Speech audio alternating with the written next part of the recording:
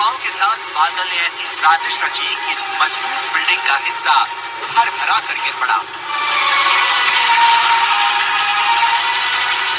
राहत की बात यह है कि कोरोना की वजह से पुराने दिनों की तरह न बाजार में भीड़ होती है, न लोग बाहर निकलते हैं। इस वजह से आम जनजीवन की परेशानी की तस्वीरें नहीं आ रही। द्वारकाधीश मंदिर के शिखर पर लगी ध्वजा को देखिए। अगर आपने पहले कभी से नहीं देखा तो आपके लिए समझना मुश्किल होगा कि बारिश और बाढ़ के बीच हम इसे क्यों दिखा रहे हैं। तो ध्यान से सुनिए।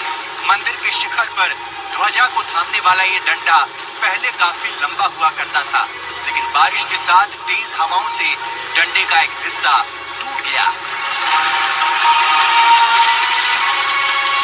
ऐसी मान्यता है कि इस ध्वजा में भगवान नवग्रह के साथ विराजमान है।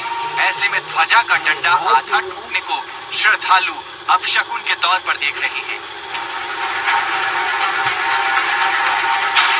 कोरोना की मार सहने वाले गुजरात में पिछले 3 दिनों से जिस तरह से बारिश हुई है, इससे ये डर और गहरा हो गया है।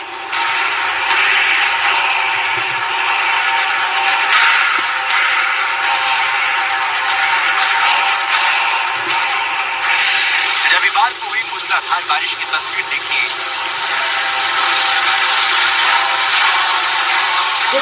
झमाझम बारिश से द्वारका समंदर बन गया है।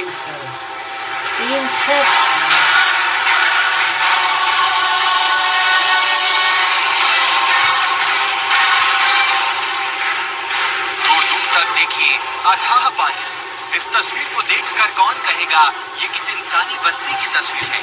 यहाँ सिर्फ पानी का साम्राज्य नजर आ रहा है। द्वारका के खंभालिया की एक सोसाइटी की तस्वीर देखिए। सोसाइटी के कैंपस में इतना पानी भर गया कि भीतर खड़ी कारें आधी डूब गईं।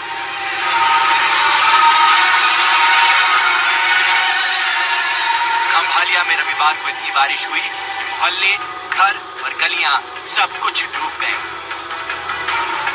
पानी की तेज रफ्तार में इस शख्स को देखिए। पांव लड़खड़ाए, दूसरे ने सहारा दिया, लेकिन उसके लिए भी ठीक से खड़े रहना मुश्किल हो गया। किसी तरह दोनों एक दूसरे का सहारा देकर पानी की प्रहार से खुद को बचाने में कामयाब रहे।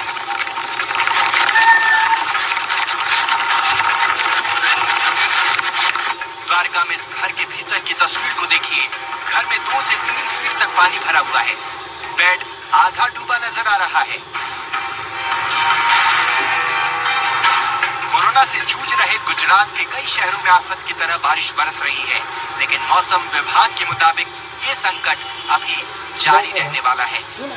मौसम विभाग की माने तो बारिश का ये खतरा अब भी टला नहीं है।